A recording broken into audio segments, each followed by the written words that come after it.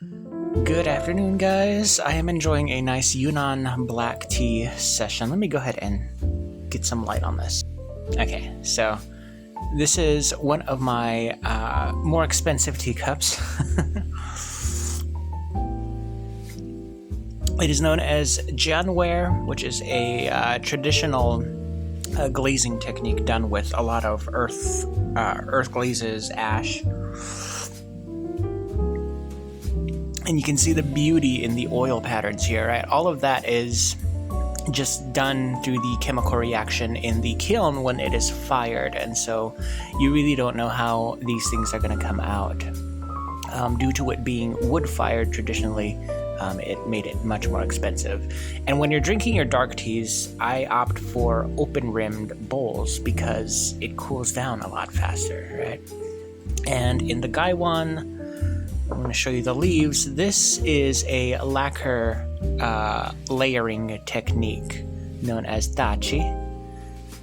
It is tree sap, I believe, lacquer that they use, and they just do layer after layer. What they do is it's like a paste, and they rub it all on, and then they sand it down, and then they do another layer, and then they sand it down, and then they do another layer. So it's different multiple layers. That's how you can see all of these different colors with the orange cream, the bright kind of like yellow off-white, the gold, and the deeper gold. It's like 4 or 5 different layers of colors here, along with the embedding of you can see that shimmer of, what is it called? The abalone shell, abalone.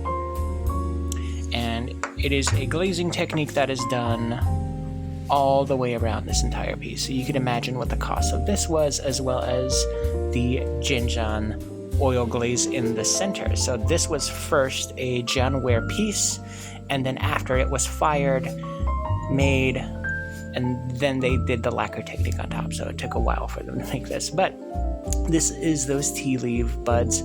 I just saw a video where a person was trying to break down how to gift tea to people for the holiday seasons, right? How to give tea leaves as a gift.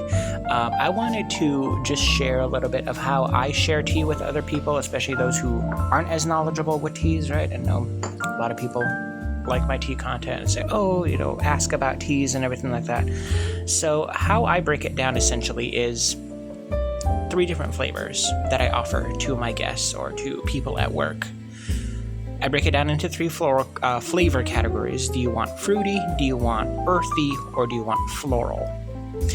And then from there, I will ask them what level of caffeine do you want? Low caffeine, medium caffeine, or high caffeine, right? Just like how intense do you want that caffeine rush to be felt? And then I can go from there, all kinds of different liberties, right?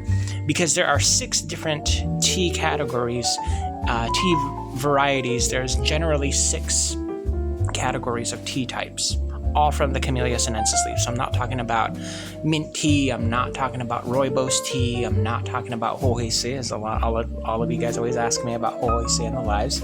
I'm talking about specifically Camellia sinensis tea leaves. And so that is what's in here, right?